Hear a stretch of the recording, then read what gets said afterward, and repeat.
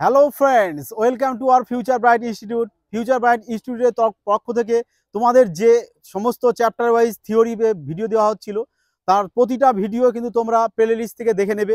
আজ তোমাদের ভূগোলের সম্বন্ধে ক্লাস করানো হবে, অর্থাৎ ভূগোলে ভারতের নদ নদী সম্বন্ধে একদম নিখুঁত তথ্য দেওয়া হবে।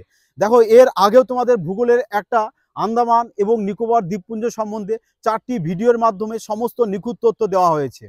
তা যারা দেখোনি তারা অবশ্যই কিন্তু ভিডিও থেকে দেখে নেবে, এবং যারা দেখেছো তারা অবশ্যই বুঝতে পেরেছো যে কতটা নিখুঁত তথ্য তোমাদেরকে দেওয়া হয়েছে। এবং তোমাদের একটি কাজ থাকবে কি, বন্ধুদের মধ্যে শেয়ার করে দাও এবং সবাইকে শেয়ার করে দাও, যাতে সবাই ভিডিওটি দেখে পরীক্ষায় এক্সামে সিলেকশন নিতে পারে।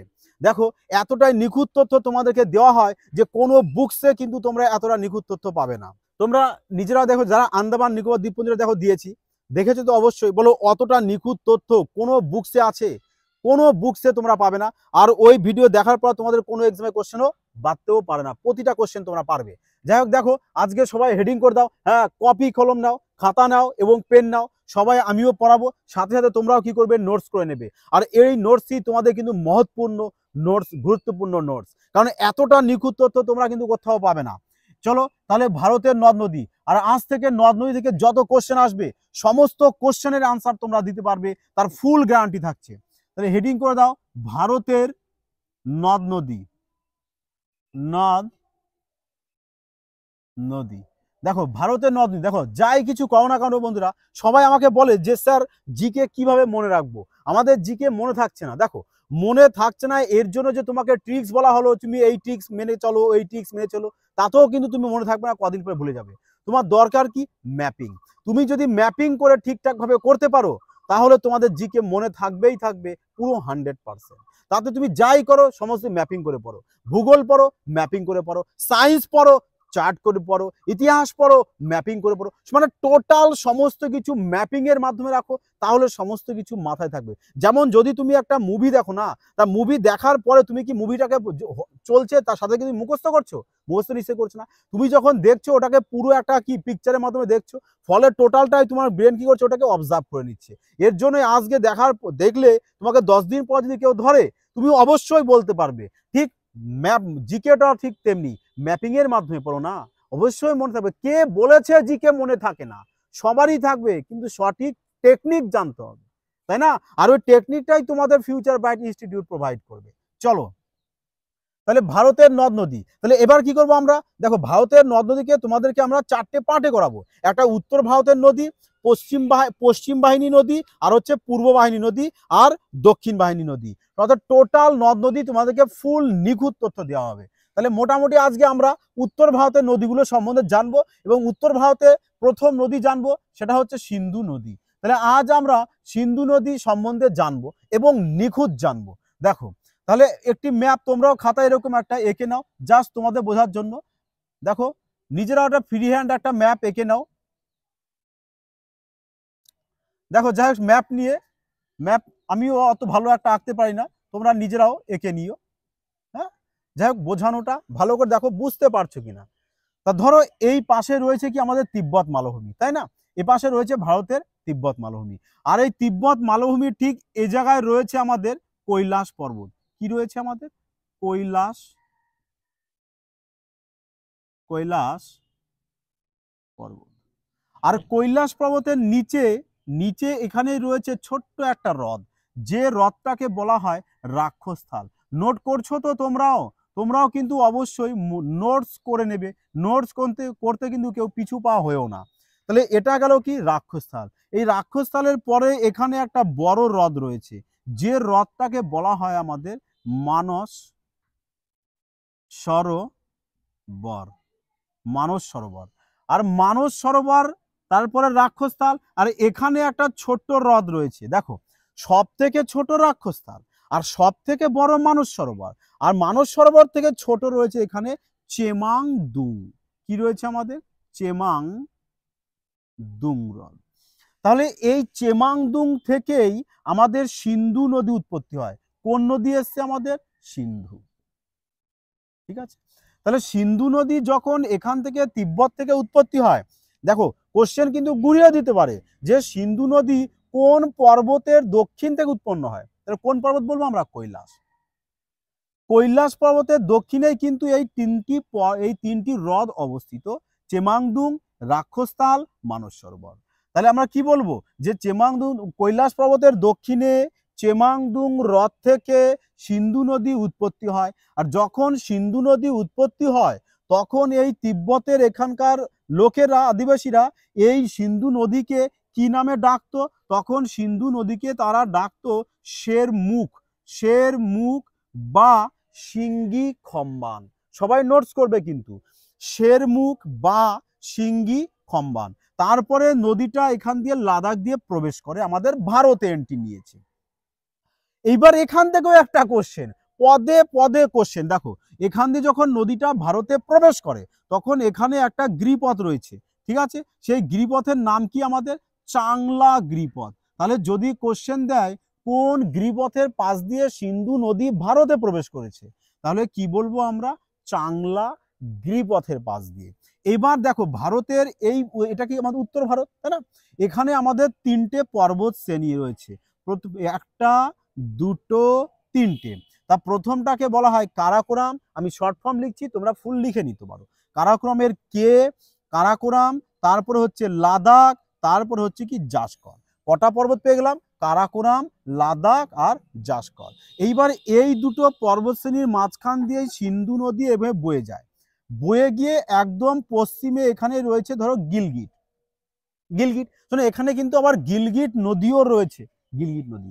এই গিলগিট থেকে সিন্ধু নদী পশ্চিম দিকে এরকম মোড় নেয়, মোড় নিয়ে পাকিস্তানে চলে যায়। কোথায় পৌঁছে গেছে? পাকিস্তানে। তাহলে সিন্ধু নদী কোথা থেকে পশ্চিম দিকে মোড় নিয়েছিল আমাদের? এই গিলগিট থেকে। এই না আমি লিখে দিচ্ছি, গিলগিট। ক্লিয়ার? গিলগিট থেকে পশ্চিম দিকে মোড় নিয়ে সিন্ধু নদী পাকিস্তানে চলে যায়। আর পাকিস্তান থেকে সোজা চলে গেছে কোথায়? আমাদের আরব সাগর। তাহলে সিন্ধু নদী কোথায় গিয়ে পতিত হয়? আরব সাগরে। তাহলে এই সিন্ধু নদী পুরো উৎপত্তি স্থল থেকে পতন স্থল, এই টোটালটা দৈর্ঘ্য হলো 880 কিমি। 880 কিমি, যার মধ্যে ভারতে এখান থেকে এটুকু ভারতে রয়েছে টোটাল কত? যার মধ্যে ভারতের রয়েছে আমাদের 709 কিমি। ক্লিয়ার? তাহলে সিন্ধু নদী ভারতে কতটা বিস্তৃত? এতটা। টোটাল দৈর্ঘ্য কত? এতটা। ক্লিয়ার? বুঝেছো? এবার দেখো এই রয়েছে কারাকোরাম পর্বত শ্রেণী। তাহলে সিন্ধু নদী কোথা দিয়ে বয়ে গেছে? আমার লাদাখ আর জাসকর পর্বত শ্রেণীর মধ্যে দিয়ে। ক্লিয়ার? যখন দেখো লাদাখ বললাম না, তাহলে লাদাখের যে রাজধানী কি নাম? লাদাখের রাজধানী হলো লে। ওই লেটা কিন্তু এই সিন্ধু নদীর তীরে অবস্থিত। তাহলে লে শহর কোন নদীর তীরে অবস্থিত? সিন্ধু নদীর তীরে। বুঝেছো? প্রতিটা কিন্তু নোটস করবে। দেখো এবার এই যে কারাকোরাম পর্বতশ্রেণী, এই কারাকোরাম, লাদাখ আর জাসকর, এই তিনটে পর্বতশ্রেণীকে একসাথে বলা হয় ট্রান্স হিমালয়, তাই না? তাহলে যদি কোশ্চেন এখান থেকে দেয় তো ট্রান্স হিমালয় কটা পর্বতশ্রেণী নিয়ে বিস্তৃত? আমাদের তিনটে। কি কি বলবো? কারাকোরাম, লাদাখ আর জাসকর। এবার দেখো এই যে কারাকোরাম পর্বতশ্রেণী রয়েছে না, এই কারাকোরাম পর্বতশ্রেণীতে সারা বছরই সবসময় বরফে ঢাকা থাকে। বাট কেন ঢাকা থাকে? দেখো আমাদের ভারতের উত্তরে যদি যাও তুমি, মানে ওয়ার্ল্ডের দিকে যাও, তাহলে উত্তরে আমাদের কি আছে? একদম উপরে রয়েছে আমাদের সাইবেরিয়া, একদম উপরে রয়েছে সাইবেরিয়া। আর ওখানে টোটাল কি, ওখানে কি হয়? ঠান্ডা বায়ু আসে, ঠান্ডা বাতাস। তাই ওই ঠান্ডা বাতাস কি করে? আমাদের সোজাসুজি ভারতে এখান থেকে প্রবেশ করে। যখন ভারতে ঠান্ডা বায়ুটা প্রবেশ করে তখন ওই ঠান্ডা বায়ুটা কি হয়? এই কারাকোরাম পর্বতে এসে প্রথমে বাধা পায়। কোথায় বাধা পাচ্ছে? আমাদের কারাকোরাম পর্বতে। কারাকোরাম পর্বতে বাধা পায়। বাধা পেয়ে কিছুটা যদি থাকে তাহলে সেটা লাদাখে বাধা পায়। তারপরে আসে কিসের? জাসকরে বাধা পায়। তারপরে যেটুকু পেয়ে থাকে ঠান্ডা আসে, সেই ঠান্ডাটুকু আমাদের যে এখান দিয়ে বৃহৎ হিমালয় রয়েছে না, বৃহৎ হিমালয়, ওই বৃহৎ হিমালয়ে বাধা পেয়ে যায়। বাধা পাওয়ার পর সামান্য যেটুক ঠান্ডা আসে সেই ঠান্ডাটাই আমরা উপভোগ করি। তাহলে আমরা যে ঠান্ডাটা উপভোগ করি না, সেটা কিন্তু প্রকৃত শীত নয়, প্রকৃত ঠান্ডা নয়। প্রকৃত ঠান্ডা যদি পেতে চাও তুমি, তাহলে তোমাকে বৃহৎ হিমালয়ের ওপরে যেতে হবে, ওপাশে যেতে হবে। যদি বৃহৎ হিমালয়ের ওপাশে যাও তাহলে তুমি কিছুটা ঠান্ডা উপভোগ করতে পারবে। যদি তার থেকেও তোমার বেশি ঠান্ডার প্রয়োজন না, তাহলে তুমি চলে যাও কোথায়? কারাকোরাম পর্বতে। কারাকোরাম পর্বতে চলে যাও তাহলে এখানে ভীষণ মাত্রায় ঠান্ডা, এতটাই ঠান্ডা যে এখানে সারা বছরই সবসময় বরফ জমে যায়, বরফ পড়ে। এই কারাকোরাম পর্বতে পুরোটাই বরফ পড়ার কারণে কি হয়, এখানে কোনো উদ্ভিদ জন্মাতে পারে না, তাহলে এখানে কোনো উদ্ভিদ কিন্তু জন্মায় না। আর এতটাই বরফ পড়ে, পড়তে পড়তে কি হয়েছে, এখানে বরফের হিমবাহ বা গ্লেশিয়ার সৃষ্টি হয়েছে। তাহলে এই কারাকোরাম পর্বতের ওপর যে গ্লেশিয়ার তৈরি হয়েছে সব থেকে বড়, সেটাকে বলা হয় কি আমাদের সিয়াচেন, সিয়াচেন হিমবাহ, সিয়াচেন হিমবাহ। তাহলে যদি তোমাদের কোশ্চেন দেওয়া হয় যে সিয়াচেন হিমবাহ কোন পর্বতশ্রেণীর ওপরে অবস্থিত, তাহলে কি বলবে, কারাকোরাম পর্বতশ্রেণীর ওপরে। আর এটাই কিন্তু ভারতের দীর্ঘতম তোমার হিমবাহ, মনে থাকবে। দেখো সিয়াচেনের পরে এখানে আরো কতগুলো হিমবাহর সৃষ্টি হয়েছে।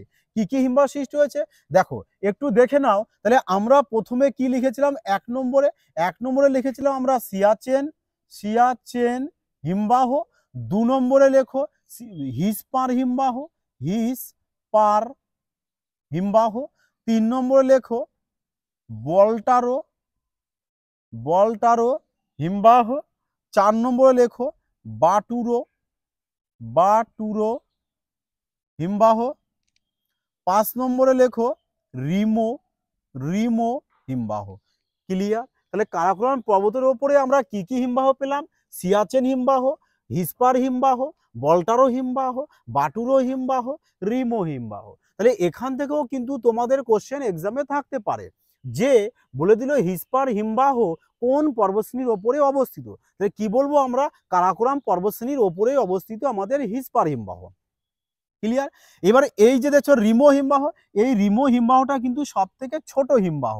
ঠিক আছে, দেখো এই কারাকোরাম পর্বতশ্রেণীর ওপরেও কিন্তু আমাদের ভারতের সবচেয়ে বড় পর্বত কোথায় অবস্থিত, আমরা কি জানি K2, K2 না। তাহলে যদি কোশ্চেন দেয় যে K2 পর্বত কোন পর্বতশ্রেণীর ওপরে অবস্থিত, তাহলে কি বলবো আমরা, কারাকোরাম পর্বতশ্রেণীর ওপরেই কিন্তু K2 অবস্থিত।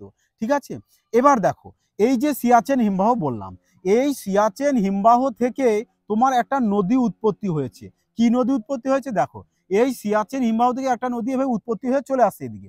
যে নদীটা উৎপত্তি হয়েছে সে নদীটাকে বলা হয় নুব্রা নদী, নুব্রা নদী। তাহলে যদি তোমাদের কোশ্চেন দেয় যে নুব্রা নদী কোথা থেকে উৎপত্তি হয়েছে, আমরা কি বলবো, সিয়াচেন হিমবাহ থেকে। সিয়াচেন হিমবাহ থেকে নদীটা এইভাবে উৎপত্তি হয়ে আসছে। তখন এই যে রিমো যে হিমবাহটা তোমাদের এখানে লিখেছিলাম আমি, রিমো, রিমো হিমবাহ, রিমো হিমবাহটা দেখো ছোট হিমবাহ, হ্যাঁ, এই রিমো হিমবাহ থেকে একটা নদী উৎপত্তি হয়, যে নদীটাকে বলা হয় শিয়ক নদী। এই শিয়ক নদী এভাবে উৎপত্তি হয়ে আসে, আর রিমো আর নুব্রাটা এভাবে যায় গিয়ে শিয়কে গিয়ে মিশে, আর শিয়কের জলটা চলে আসে কোথায়, সিন্ধু নদীতে। বুঝলে? এদিক থেকে আসছে শিয়ক নদী, এই নাও লিখে দিচ্ছি শিয়ক, শিয়ক বা শিয়ক, শিয়ক নদী। এই শিয়ক নদী আসছে এদিক থেকে, আর রিমোর জল গেছে শিয়ক নদীতে, শিয়কের জল আসছে এই যে সিন্ধু নদীতে। কোথায় যাচ্ছে, সিন্ধু নদীতে। তাহলে নুব্রা নদী কার শাখা নদী পড়লো আমার, শিয়কের। শিয়ক কার শাখা নদী, সিন্ধুর। বোঝা গেছে? তাহলে তাহলে সিন্ধুর শাখা নদীর নাম কি আমাদের, শিয়ক, আর শিয়কের শাখা নদী কি, রিমো। ক্লিয়ার? এবার চলে আসো এই সাইডে। তাহলে এবার নদীটা পশ্চিম দিকে মোড় নিয়ে, সিন্ধু নদীতে পশ্চিম দিকে মোড় নিয়ে আমাদের চলে গেছে কোথায়, পাকিস্তান দিয়ে সোজাসুজি আরব সাগরে।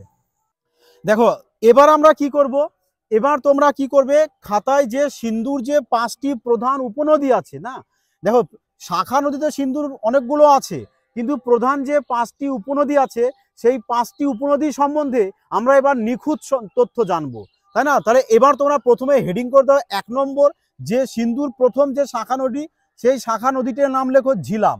তাহলে সে এই দেখো, আমি একটু মুছে দিই এটুকু, দেখো আমাদের এই সাইডটা পড়ে যাচ্ছে কি আমাদের পাকিস্তান এরিয়া, তাই না? এই পাকিস্তানে তোমার এখান থেকে উৎপত্তি হয়েছে কোন নদী, ঝিলাম নদী। হেডিং করেছো তোমরা ঝিলাম, তাহলে ঝিলাম নদী লেখো। পাকিস্তানে এখানে একটা গিরিপথ আছে, যে গিরিপথটাকে বলা হয় আমাদের কি গিরিপথ, বড় লাচা গিরিপথ, বড় লাচা, বড় লাচা গিরিপথ। ক্লিয়ার? বড়লাচা গিরিপথ। আর বড়লাচা গিরিপথের কাছেই রয়েছে আমার এখানে শেষনাগ, শেষনাগ হ্রদ, শেষনাগ হ্রদ। তাহলে এই শেষনাগ হ্রদ মানে বড়লাচা গিরিপথের নিকটে শেষনাগ হ্রদ থেকে ঝিলাম নদী উৎপত্তি হয়, উৎপত্তি হয়ে পাকিস্তানে প্রবেশ করে, পাকিস্তানে প্রবেশ করে কি হয়েছে আমাদের যে সিন্ধু নদী আসছিল এই সিন্ধু নদীতে গিয়ে মিশে যায়। বোঝা গেল ঝিলাম নদী। তাহলে ঝিলাম নদী উৎপত্তি কোথা থেকে? বড়লাচা গিরিপথের সন্নিকটে শেষনাগ হ্রদ থেকে। দেখো শেষনাগ হ্রদ মনে রাখবে যে জম্মু কাশ্মীরে এই হ্রদ নাগ দিয়ে মানে নাগ দিয়ে অনেক কিছু হ্রদ আছে না, যত নাগ আছে যেমন ধরো শেষনাগ, ভেরি নাগ, তাই না, নাগিন, নাগ, এই সমস্ত নাগ মানে যেখানেই নাগ দেখবে তখনই মনে রাখবে জম্মু কাশ্মীরের হ্রদ। সমস্ত নাগ দিয়ে জম্মু কাশ্মীরের হ্রদ। তাহলে এটাও মনে রাখবে যত নাগ, নাগ, নাগিন, শেষনাগ, ভেরি নাগ, কোথাকার হ্রদ? জম্মু কাশ্মীরের হ্রদ, তাই না? তাহলে এখান থেকে নদী এসছে ঝিলাম নদী।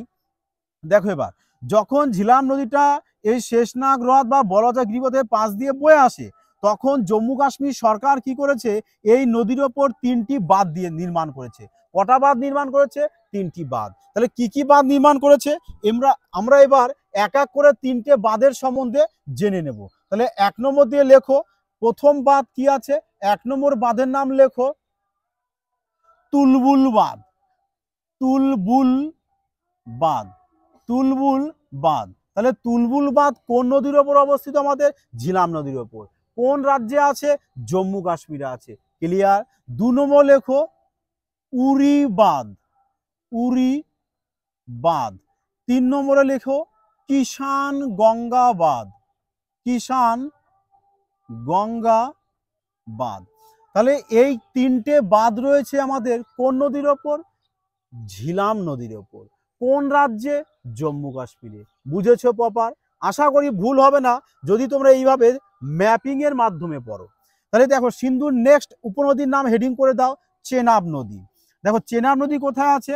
আমাদের তো জম্মু কাশ্মীর, এদিকে আছে লাদাখ, লাদাখের নিচে দিকে রয়েছে কি আমাদের হিমাচল প্রদেশ। তাহলে ধরো এখানে রয়েছে আমাদের HP মানে হিমাচল প্রদেশ। এই হিমাচল প্রদেশের ঠিক এখানেই রয়েছে একটা গিরিপথ যাকে বলা হয় কি রোটাং গিরিপথ। কি গিরিপথ? রোটাং। আমি একটু এটা মুছে দিয়ে এখানে লিখি। এটা কি গিরিপথ রয়েছে আমাদের? রোটাং, রোটাং গিরিপথ। এই রোটাং গিরিপথ থেকে চেনাব নদী উৎপত্তি হয়, উৎপত্তি হয়ে পাকিস্তানে প্রবেশ করে, পাকিস্তানে গিয়ে ডাইরেক্ট চলে যায় কোথায়? সিন্ধু নদীতে। তাহলে চেনাব নদী কোথা থেকে উৎপত্তি হয়? হিমাচল প্রদেশের। হেডিং করেছো চেনাব নদী। তাহলে লেখো এবার যে চেনাব নদী হিমাচল প্রদেশের রোটাং গিরিপথ থেকে উৎপত্তি হয়ে টান টান পাকিস্তান পাঞ্জাব জম্মু কাশ্মীর মানে হিমাচল প্রদেশ থেকে উৎপত্তি হয়ে টান টান জম্মু কাশ্মীরে প্রবেশ করে, জম্মু কাশ্মীর থেকে চলে গেছে পাকিস্তানে, পাকিস্তানে গিয়ে সিন্ধু নদীতে মিশে যায়। তাহলে যখন চেনাব নদী হিমাচল প্রদেশ থেকে উৎপত্তি হয়, উৎপত্তি হয়ে জম্মু কাশ্মীরে প্রবেশ করে, তখন জম্মু কাশ্মীর সরকার এই চেনাব নদীর ওপর 3টি বাঁধ দিয়ে দেয়। কি কি বাঁধ দিয়েছে? এবার ওই 3টে বাঁধের নাম লিখবো আমরা। তাহলে নাম্বার 1 লেখো, 1 নম্বর বাঁধের নাম লেখো বাগলিহার বাঁধ, বাগলিহার বাঁধ। 2 নম্বরে লেখো দুলহস্তি বাঁধ, দুলহস্তি বাঁধ। 3 নম্বরে লেখো সালাল বাঁধ, সালাল বাঁধ। বোঝা গেল কি বললাম? তাহলে কি কি বাঁধ? বাগলিহার বাঁধ, দুলহস্তি বাঁধ, সালাল বাঁধ। এই 3টি বাঁধ কোন নদীর ওপর অবস্থিত? চেনাব নদীর ওপর অবস্থিত। কোন রাজ্যে আছে? আমাদের জম্মু কাশ্মীরে আছে। দেখো এবার আরেকটি পয়েন্ট তোমরা করে লিখে নাও।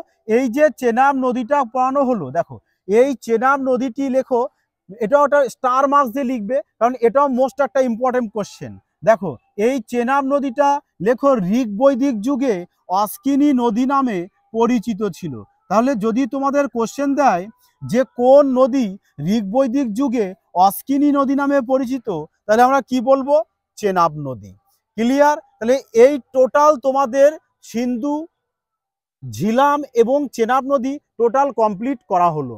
নেক্সট ভিডিওতে তোমাদেরকে বাকি যে 3টে আছে ব্যাস, রাভি আর শতদ্র নদী, এই 3টে নদীকে টোটাল নিখুঁত কমপ্লিট করানো হবে। তা তোমরা জাস্ট একটু সাথে থাকো এবং চ্যানেলটিকে সাবস্ক্রাইব করে বেল আইকনে প্রেস করে রাখবে, যাতে নেক্সট ভিডিও দেওয়ার সাথে সাথে তোমাদের কাছে পৌঁছে যায়। আর একটা বন্ধুরা, চ্যানেলটিকে কিন্তু লাইক করতে এবং কমেন্ট করতে ভুলো না যে ভিডিওটি তোমাদের কেমন লেগেছে। যাই হোক বন্ধুরা, সুস্থ থাকো, ভালো থাকো, জয় হিন্দ।